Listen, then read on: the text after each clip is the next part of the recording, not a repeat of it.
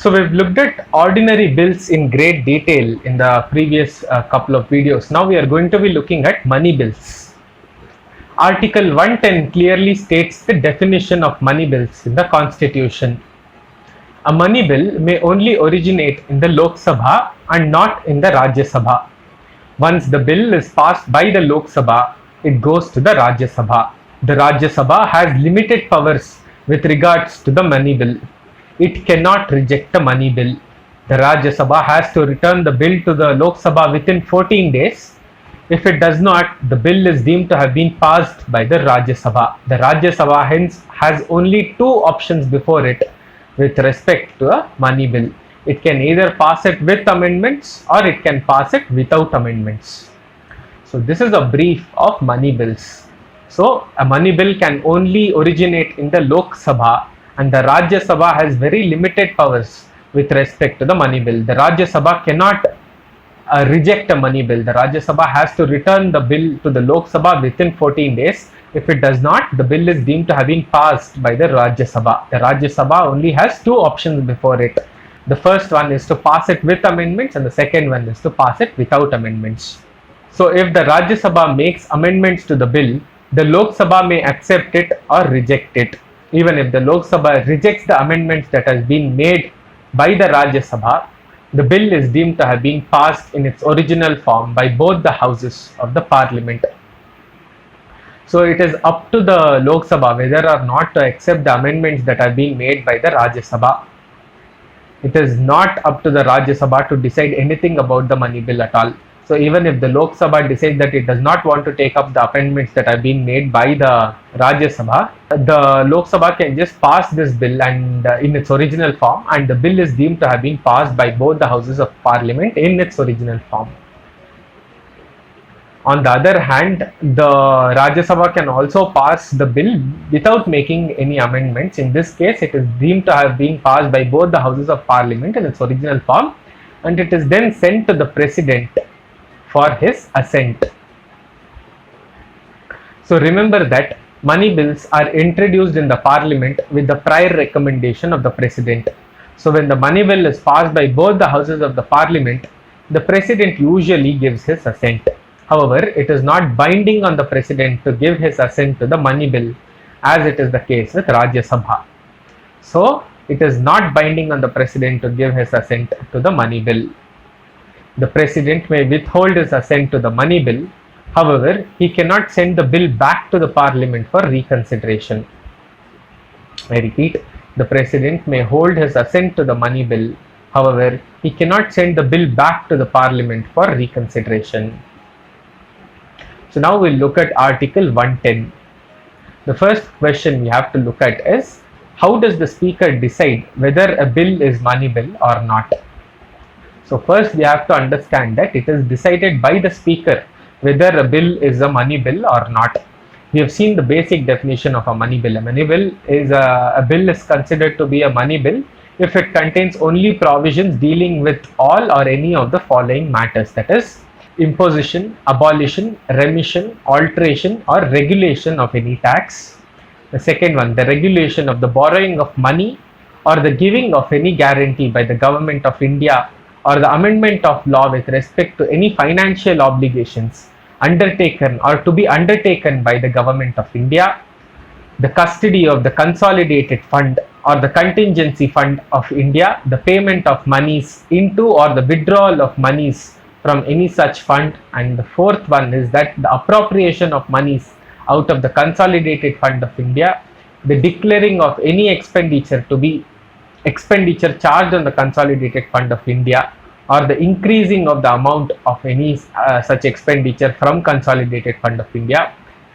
The fifth one, the sixth one, the receipt of money on account of the consolidated fund of India or the public account of India, or the custody or issue of such money, or the audit of the accounts of the union or state. And the last point, any matter incidental to any of the matters that we have seen till now. This is the reading of Article 110(1). So this is the reading of the money bill. So what kind of a bill is a money bill has been defined under Article 110. So a bill is a money bill if it deals with taxes, be it imposition, abolition, remission, alteration, regulation. So if it is dealing with some kind of a tax, then it is a money bill. If there is some borrowing that is being done by the government of India or on its behalf, then it is a money bill. Any financial obligation by the government of India, then it's a money bill. So if there is any money that is being withdrawn or being paid into the consolidated fund of India or the contingency fund of India, then it is a money bill. Any expenditure that is charged on the consolidated fund of India is a money bill. What does charging on the consolidated fund mean? So generally, to appropriate money out of the consolidated fund, parliamentary approval is necessary. However, those expenditures that are charged on the consolidated fund of India do not need parliamentary approval. They automatically are disbursed from the consolidated fund of India. They don't need parliamentary approval. So this is what being charged, that is expenditure being charged on the consolidated fund of India means. So any expenditure that is being charged on the consolidated fund of India can be so any bill that is dealing with it is considered a money bill. So any money that is received on account of consolidated fund of India or the public account of India is considered to be a money bill. So any matters that relate to any of the provisions we have just discussed is considered to be a money bill. So we will continue looking at the exclusions under Article 110, that is exclusions to the money bills. A bill shall not be deemed to be a money bill by reason only that it provides for the following, that is the imposition of fines or other pecuniary penalties. So if there are only fines or small penalties, then that bill is not considered a money bill. The demand or payment of fees for licenses or fees for services rendered. So small fees for licenses or fees for services rendered by the government, all of these are not under money bill. The third one, imposition, abolition, remission, alteration or regulation of any tax by any local authority or body for local purposes. So small taxes by local authorities for local purposes only, such bills are not considered to be money bills.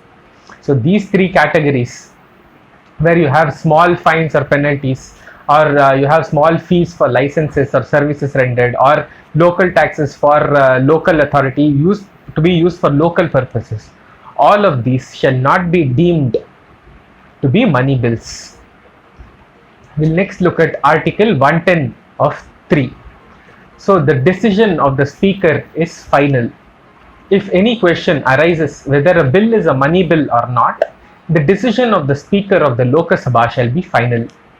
So it is the speaker who decides whether a bill is a money bill or a ordinary bill or a financial bill. So it is up to the speaker. So the decision of the speaker is final whether a bill is money bill or not. Article 110 of 4 says that the speaker shall endorse every bill as a money bill. So it has to be endorsed by the speaker that it is a money bill. There shall be endorsed on every money bill when it is to be transmitted to the Council of States under Article 109, and when it is presented to the President for assent under Article 111, the certificate of the Speaker of the House of the People signed by him that it is a money bill. So whenever the bill is being transmitted from the Lok Sabha to the Rajya Sabha, and then once the Rajya Sabha's assent is taken and then it is being sent to the President for his assent, the certificate of the Speaker of the Lok Sabha, which is signed by him saying that it is a money bill, has to be sent. So the speaker has to endorse every bill, a money bill, saying that yes, this is a money bill. So this is about Article 110. And this is a brief about money bills. This concludes the video. Thank you.